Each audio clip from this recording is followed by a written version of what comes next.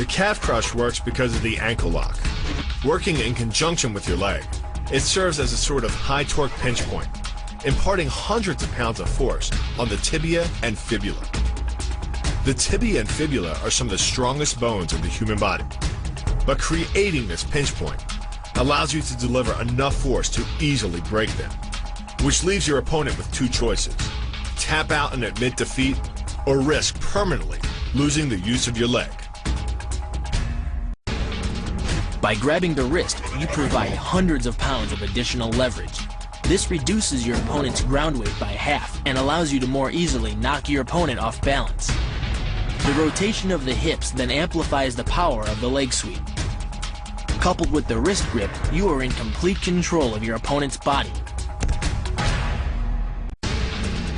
Leaning back slightly and driving the knee up utilizes the full power of the thigh, and the foot accelerates up to 16 miles an hour in just 1/4 of a second. That's twice the acceleration speed of a Porsche. Coupled with the rotation of the hips, the kick can impart 450 pounds of force upon impact with the ribs.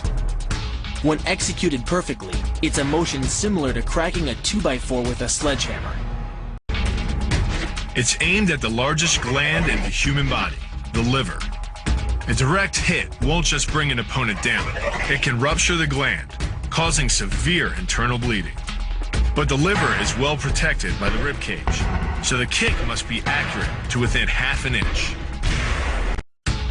With the combined momentum of your forward step, the twist of your torso, and the swing of the rifle, the butt stroke can strike your opponent at over 18 miles per hour, carrying well over 550 pounds of force.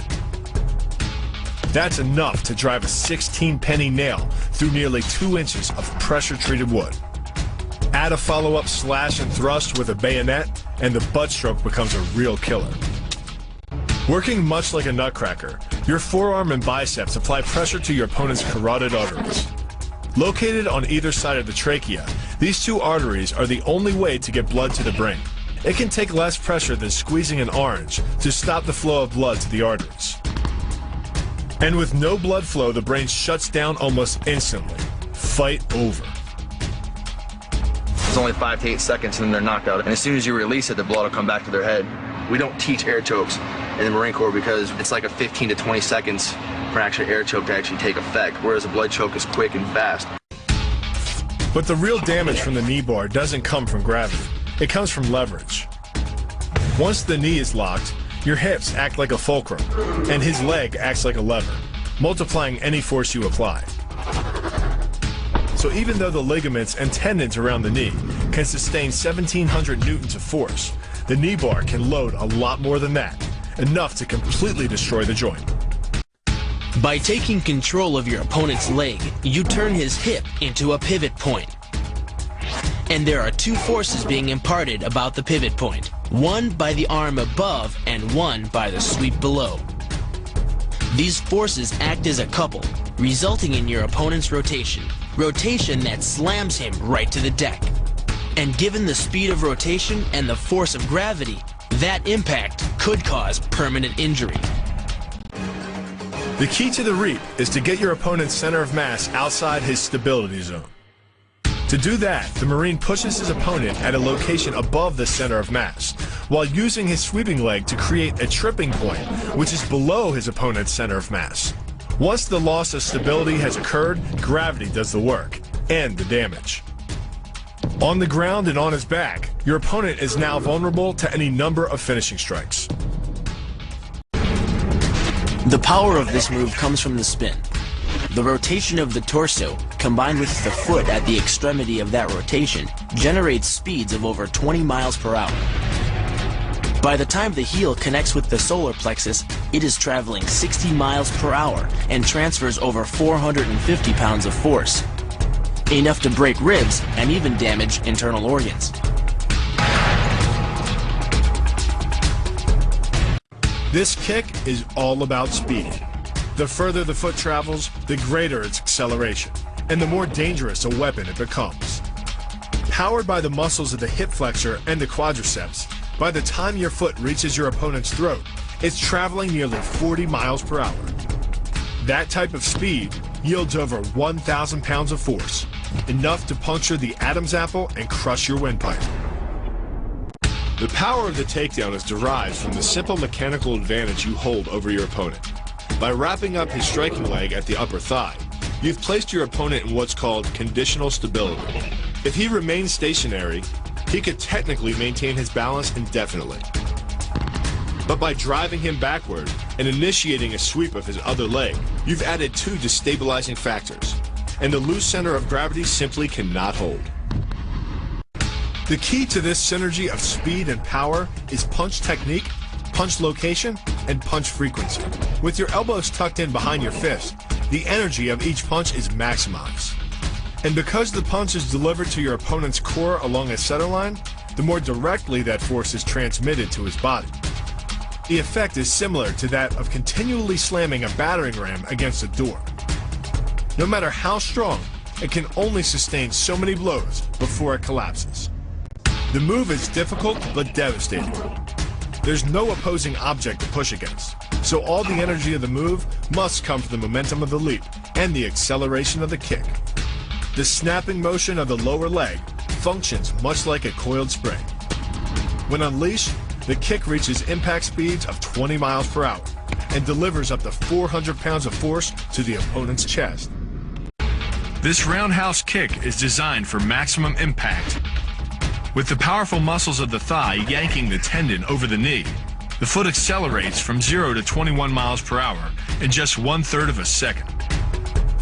Combine that with the reinforced shoe, and this kick can drive the nose bone back up into the brain. The move works by using your opponent's own body weight against him. The first strike can land at speeds greater than 20 miles per hour, and can stun your opponent with the same injury-producing energy as dropping a bowling ball from over 11 feet onto his torso. By using his arm as a lever in conjunction with the leg sweep, you drive your opponent to the ground. Once he is on the ground, you follow up with a devastating strike to his face. The effectiveness of the Pola Kaimao lies not in raw power, but in speed. By relying on your triceps to snap the strikes forward over the elbow, 3 blows can hit in 7/10 of a second. The final impact of the strike to your opponent's face can deliver as much as 175 watts of power, more than enough power to stun him or crush the cartilage of his nose. You then add insult to injury, firing one last shot into one of the most sensitive regions of the body, the groin. The secret to the move is wrist control. By rotating your opponent's wrist to the maximum extent of its range of motion, the bones of the wrist lock against the bones of the forearm and make it impossible to bring the strong muscles of the upper arm to bear.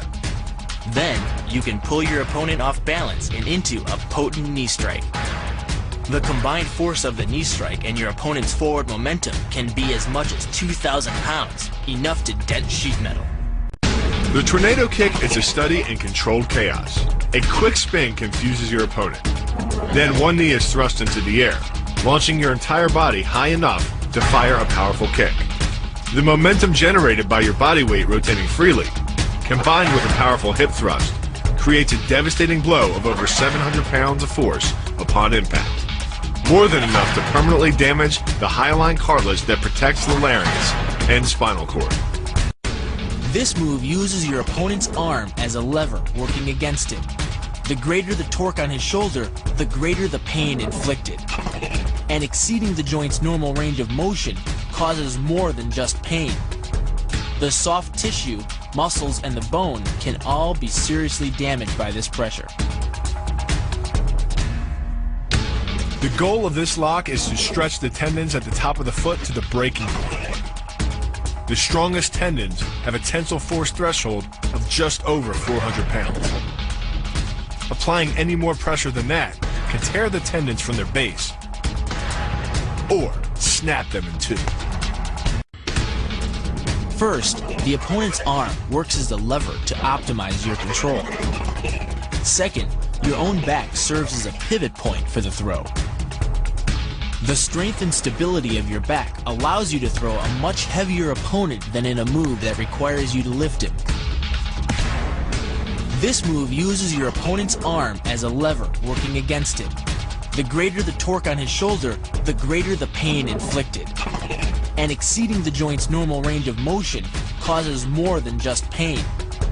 The soft tissue, muscles, and the bone can all be seriously damaged by this pressure. The goal of this lock is to stretch the tendons at the top of the foot to the breaking point. The strongest tendons have a tensile force threshold of just over 400 pounds.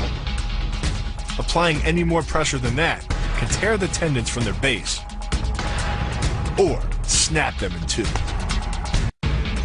This move uses the same principle as a throw in judo, off-balancing your opponent and then using his momentum to send him down.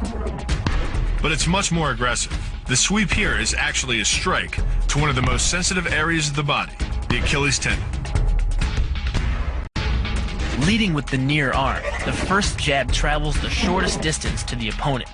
So what it lacks in force, it makes up for in speed. The second punch, utilizing both the twist of the shoulders and the forward momentum of the kick, can carry over 4 times as much impact. And just a few hundred pounds of force to the temple is enough to cause a knockout. In this move, the forward propulsion of the hips, combined with the piston motion of the lower leg, can send well over 700 pounds of force directly through the rigid bone of the heel. This impact won't just knock an opponent down. The force is enough to permanently damage his kneecap. It's not the arms, but the legs that drive our fists. Like a piston, the explosive power of the legs is capable of generating hundreds of pounds of force, all to a very vulnerable area, the soft underside of the opponent's jaw. Like the Hanuman move, the flying knee relies on the explosive power of the legs. But rather than spread the power of our blow over 2 fists, it concentrates it into the spear point of the knee and combines it with the force of gravity. It's the equivalent of hitting our opponent in the chest with a sledgehammer. Getting in close neutralizes the opponent's weapon advantage. Then, in the clinch, we bring the power of the knee to bear. Unlike the kick, which relies on rotation to create power, the knee gets its power from leverage. Pulling our opponent down as we drive the knee up can deliver up to 2.5 tons of force, enough to lift a car. It's not the arms, but the legs that drive our fists. Like a piston, the explosive power of the legs is capable of generating hundreds of pounds of force, all to a very vulnerable area, the soft underside of the opponent's jaw. Like the Hanuman move, the flying knee relies on the explosive power of the legs. But rather than spread the power of our blow over 2 fists, it concentrates it into the spear point of the knee and combines it with the force of gravity. It's the equivalent of hitting our opponent in the chest with a sledgehammer. The kick's power comes from the torque generated by the rotation of the hips. It's the same principle that cracks a whip. Turning the hips just a few degrees forces the foot to travel a much greater distance and creates a lot of speed as it does. The longer the leg and quicker the rotation, the faster the kick. And unlike karate, Muay Thai fighters are also taught to strike with the hard bone of the shin. A Muay Thai kick can generate roughly the same force as a baseball bat, enough to crack a rib or a leg. Basically, it works like a point of a knife. All the force is magnified by being concentrated in a small, hard area. Even if the elbow doesn't deliver a knockout, it will almost always leave a nasty cut and often end the fight. Getting in close neutralizes the opponent's weapon advantage. Then, in the clinch, we bring the power of the knee to bear. Unlike the kick, which relies on rotation